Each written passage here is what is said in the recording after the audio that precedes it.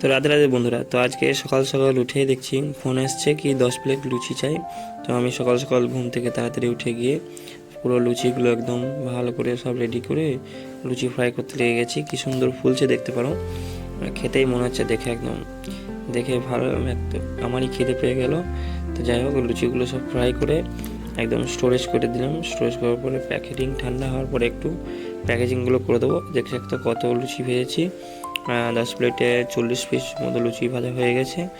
আর দেখো এদিকে একটা ঘুগনিটা রেডি হয়ে গেছে। ঘুগনিটা রেডি করে এটা একটু ঠান্ডা করার জন্য আলাদা করে তুলে নিলাম।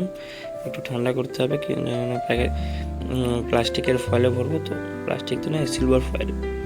আর এদিকে প্যাকিং করতে করতে দেখছি এত সুন্দর বৃষ্টি চলে এলো, একদম ওয়েদারটা পুরো একদম ঠান্ডা ঠান্ডা হয়ে গেল, খুব সুন্দর বৃষ্টি হচ্ছে। এদিকে একটু বৃষ্টির ভিডিও একটু করে নিলাম।